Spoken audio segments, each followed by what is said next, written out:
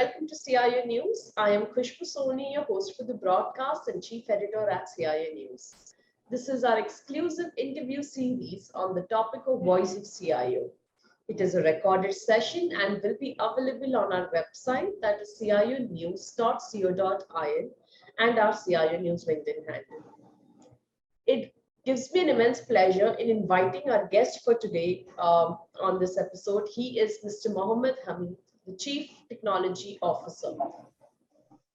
Mohamed has 23 years of rich experience in the information technology space and being a security executive management as well. In his journey, he has worked on various technologies and applications such as Microsoft Systems applications, Oracle applications, network active and passive components.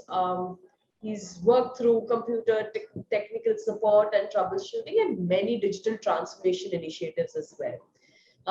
Mohamed, basically his key competencies is to identify the current and future system needs and provide solution that matches the business requirement and fully understand the legal and the IT governance and security as well. He's a long-term visionary and works towards strategic plans to assist effectively running the information technology operation in addition to the growth of the business market results. Mohamed, it is an absolute pleasure to have you today on our episode. Thank you. My pleasure is mine. Thank you for amazing interview with you and the CIO News. Thank you for all and your staff. Nice to meet you, be here. Thank you. Awesome, great. Mohamed, I would like to begin with putting across the first question to you is to understand how does a typical day look like being a chief technology officer for such a large group? How does your typical day look like? You know, the technology and this field is very big, from the robotics and artificial intelligence, cybersecurity and cyber attack. You know, a lot of this now must be get a new technology day after day and be open eyes for attack from the cybersecurity, also for from the kids to the big company. Right. Awesome. And then, okay, my next question is, from a perspective of cyber securities, what strategies are you planning to implement to protect the trade secrets and intellectual assets of your company? Yes, you know, this is a lot of pillars must be talking about. Maybe 5 or 4 pillars can talk it about. Number 1, must be know what we need to protecting. You know, IP takes many form, will be probably know that we need to protect things like product, design, or performance. Must business also own less recognizable this IP from included beta, future, and data, employee training and document, internal documentation, customer client list. Second pillar, we can talk about how can use strong access control to limit, explore, or usage for our strategy. Policy should be content a producer that given the access and IP use for user and the account should be have access only to the data we needed to complete their job. Not only does this protect our IP, but also improve our company from the cybersecurity and cyber attack all around the framework, like a SOC team can help us establish a strong foundation of access control. Third pillar, maybe to train employees on how can be accessed and used according antivirus software, human errors. You know, the human errors are employee from this, the largest risk for the data for breach among the top 5 taxpayers, business owner included, improving share, confidential information, and its IT resource using by employee to protect IP from this risk. We can recommend it. Education employees, having employee to sign from to sign different from the password, establish a strong device and using a policy. Right. 4 pillars, deploy and monitoring software. We will, a good cybersecurity strategy, monitor network for traffic. We can take a few extra steps to protect IP. We maybe need to choose monitoring software that's allowed to use to track file, like a transfer file or printing behavior, also from the email and document from the viruses. Last thing, have a plan to off-board of employee if can leave our manufacturer or our company to can't get our data or design. That's it. Awesome. Very defined the 4 pillars, Mohammed. Great. My next question is, how can the robotic technology help in the manufacturing and the production department of the company? Any thoughts around that? Yes. You know, the robotics now is booming with artificial intelligence. Right. We use a lot of raw material handling, and this is maybe like chemicals, like hazardous material have a potential for use in manufacturing, putting workers at risk. That said, unless a robot can be do this job without risk.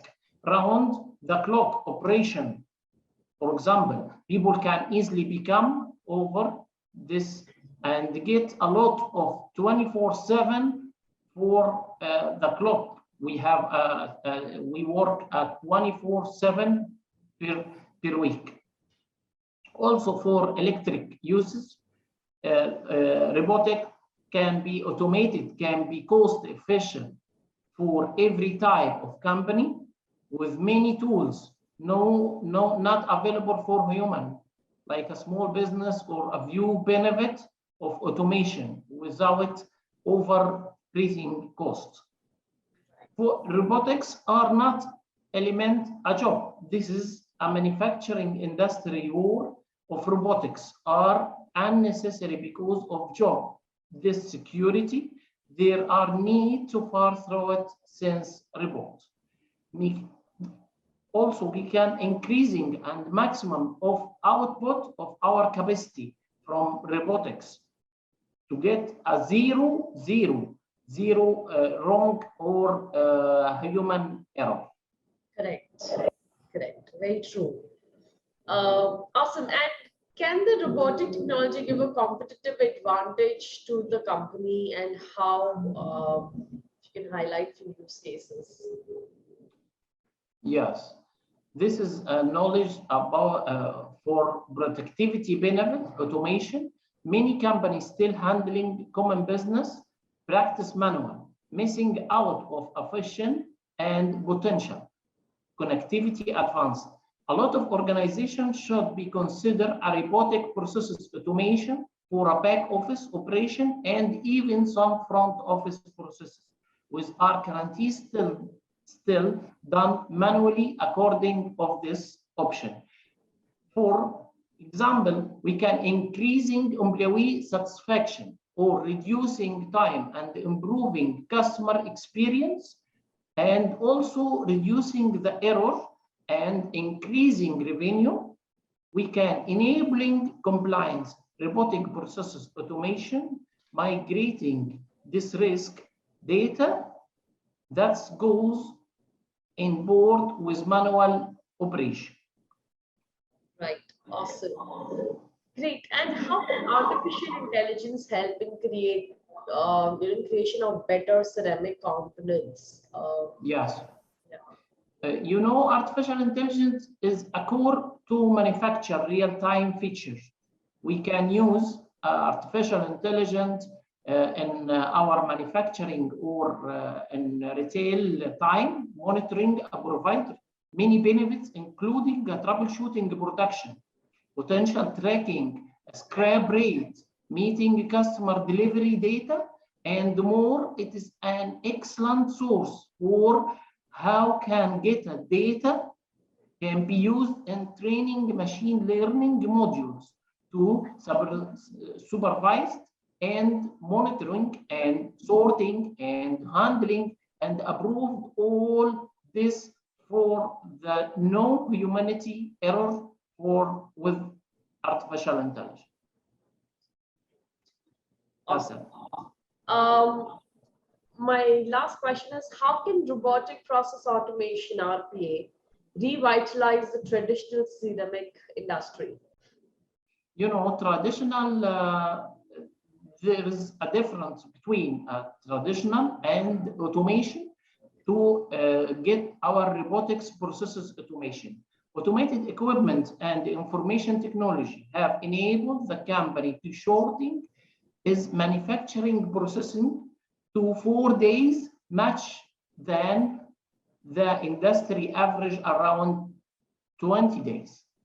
Processes that have a traceable pattern and can be thrown to serious introduction of machine learning with robotics processes automation, such as insurance, financial service, health for the humanity, for all our manufacturing can be handling and get first choice with robotic and robotics processes automation for this technology can implement all this because it is used of graphical user interface and it does need be integrated with application. We can do all this handling automation with robotic processes automation. Right. Awesome. Great insights, Mohammed, and I'm sure there are good, key takeaways for our viewers from this episode. Any last, tips, best practices, or do's and don'ts that you would want to recommend for the technology leaders? Yes, sure.